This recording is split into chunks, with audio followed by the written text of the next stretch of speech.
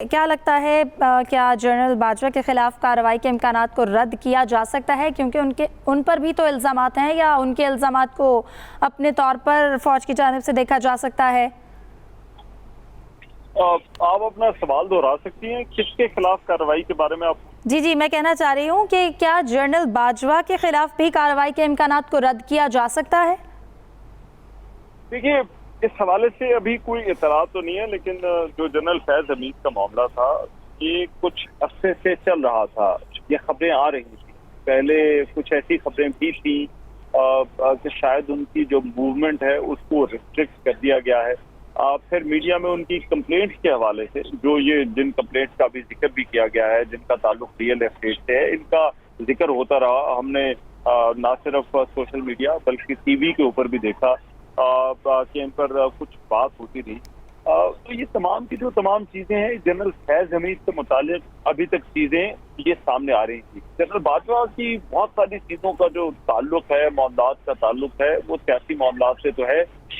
लेकिन उसमें तहरीक इंसाफ की तरफ से इल्जाम लगता रहा है कि वो रेजिम चेंज जो है वो उन्होंने करवाया, लेकिन उसकी कोई इस तरह से कोई बड़े वाज़ेह सबूत अभी तक सामने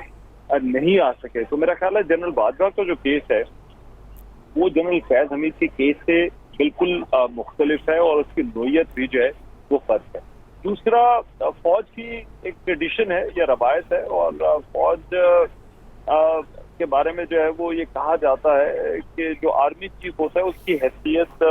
मुख्तलिफ होती है, और अगर कोई जनरल है तो वो उसकी हैसियत मुख्तलिफ होती है। आर्मी चीफ गिने चुने हैं, फौज के अंदर जर्नैल जो है वो बहुत सारे हैं। तो मेरा ख्याल है इस लिहाज से भी आपको देखना होगा कि जनरल बाजवा का जो मामला है वो जनरल फैज हमीद से बिल्कुल मुख्तलिफ है। लेकिन जनरल फैज हमीद के हवाले से भी कुछ जो सियासी मामला हैं उन पर जो है वो कोई बड़ा वाज़ेह तौर पर जो है वो SPR की प्रेस रिलीज के अंदर जो है वो जिक्र नहीं है। लेकिन जिस तरह से आमिर साहब कह रहे थे कि बिल्कुल बहुत सारे ऐसे मामला हैं जिन पर बात हो रही थी, और जिनके हवाले से जिक्र भी हो रहा था, कुछ जगहों पर वो नजर भी आए, वो तस्वीरें सोशल मीडिया पर शेयर भी हुई। तो मुमकिन तौर पर जो है वो मामलात उनके ऐसे हो सकते हैं, और ये जब कोई ट्रायल मुकम्मल होगा तो उसी वक्त जो है वो वाज़ेह होगा। लेकिन अभी तक जो उन्होंने जिक्र किया है वो यही है कि जो रियल एस्टेट वाला मामला है, ऐसा लगता है कि वो मेन चार्ज है उनके खिलाफ। तो आर्मी चीफ के मामला जो है वो मुख्तलिफ होते हैं अगर पाकिस्तान की सियासत में, अगर आप प्रैक्टिकल ग्राउंड पर बात करें। लेकिन जो जनरल होते हैं वो बहुत सारे होते हैं, और उनके मामला को शायद फौज और जो फौज बहैसियत इदारा जो है वो एक मुख्तलिफ तरह से जो है वो देखती है। तो मेरा ख्याल है इस केस के अंदर भी यही है। जनरल फैज हमीद ज़ाहिर बात है वो ISI के सरबराह रहे हैं, बहुत ताकतवर जो है वो ओहदा उनके पास रहा है, लेकिन बहैसियत जो है वो जर्नैल ज़ाहिर बात है वो और भी सीनियर अफसरान के खिलाफ जिस तरह से कार्रवाई हुई है हमने देखा है, उसी तरह से जो है वो उनके खिलाफ भी इस कार्रवाई को जो है वो किया गया है, उसका आगाज जो है वो किया गया है। और इसी वजह से जो है वो ऐसा, मैं जैसा कि पहले कह चुका हूँ कि इतने बड़े लेवल के ऊपर जो कार्रवाई होती है वो गैर मामूली होती है। तो ऐसा लगता है कि चीज़ें बहुत आगे जा चुकी हैं, तभी जो है वो ISPR की तरफ से ये प्रेस रिलीज या ये नोट सामने आया है। ठीक है, आमिर साहब आप कहिएगा कि जो ये अब कोर्ट मार्शल का आगाज़ हुआ है, क्या आप समझते हैं कि इस कोर्ट मार्शल के कानूनी और आइनी पहलू फौज के निज़ाम को बेहतर बनाने में कितने मददगार हो सकेंगे? देखें, जो इस तरह रिटायर्ड ऑफिसर का होता है तो फील्ड जनरल कोर्ट मार्शल में इनको यूनिफॉर्म भी पहनाया जाएगा। जनरल कियानी के दौर में जब चौधरी निसार अली खान ने NLC के कुछ मामलात में फ़ौजी जनरल्स के इश्यूज़ आए थे और उनके ऊपर करप्शन और बदउनवानी के इल्ज़ामात आए थे, और फिर जनरल राहिल शरीफ के दौर में फिर उनको यूनिफॉर्म पहना के फिर सज़ाएँ भी दी गई थी। तो फ़ौज बहुत ज़्यादा तो अनाउंस नहीं करती चीज़ें कि अपने डिसिप्लिन को फ़ौजी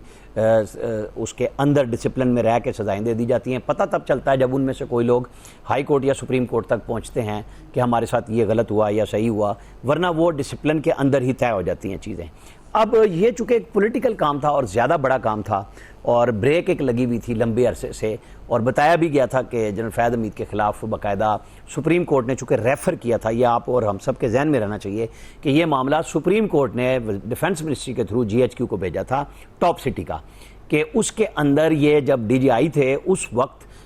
उसके अंदर कब्ज़ा किया गया था, उसमें से पैसे लिए गए थे, घर पे हमला हुआ था मालिक के, गो के मालिक के ऊपर अपना एक तनाज़ा अलग से किसी एक खातून के साथ है, लेकिन ये इश्यूज़ थे कि ये उस पर काबिज हो गए थे, तमाम इंतजामात संभाल लिए थे और ये चल रही थी इंक्वायरी। फिर जब सुप्रीम कोर्ट में काजी फ़ायज़ ईसा साहब ने ही ये केस भिजवाया था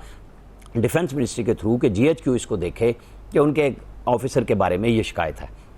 तो जब ये सारी चीज़ें आज प्रेस रिलीज में पहले उन्होंने ओपन किया था, इस तरीके से ज़राए से खबर आई थी कि जी इनके खिलाफ इंक्वायरी इनिशिएट कर दी गई है और वो सुप्रीम कोर्ट के कहने पे की गई है। अब उसका फील्ड जनरल कोर्ट मार्शल का बाकायदा आगाज़, वो ज़ाहिर है इनको रिटायरमेंट के बावजूद यूनिफॉर्म पहनाया जाएगा और फिर इनके ऊपर इनकी जो चार्जशीट बनी है वो सुनाई जाएगी और फिर उसके बाद जो फौजी ऑफिसर्स हैं उनकी सज़ाएँ अनाउंस होती हैं। तो फ़ौज की तरफ से ये मैसेज है बाकायदा तौर पे कि इस कड़े एहतसाब में उनका कोई भी जो बंदा आएगा तो फिर उसके लिए कोई रियायत नहीं है। मैं बार बार कह रहा हूँ 9 मई इसलिए मैं हवाला दे रहा हूँ कि जनरल फैज़ हमीद के लिए लिखा गया है कि पोस्ट रिटायरमेंट इनके कुछ इक़दामात आर्मी एक्ट के ख़िलाफ़ हैं, जिस पे अलग से इनके पीछे गए हुए हैं और सारा काम हो रहा है, एक्शन लिया जा रहा है और हम वेट करेंगे कि जब ये फील्ड जनरल कोर्ट मार्शल अपनी ज़ाहिर 30 दिन के अंदर उन्होंने, मेरा ख्याल ये है जो मेरे जहन में मौजूद है कि उन्होंने अपनी कार्रवाई करनी होती है,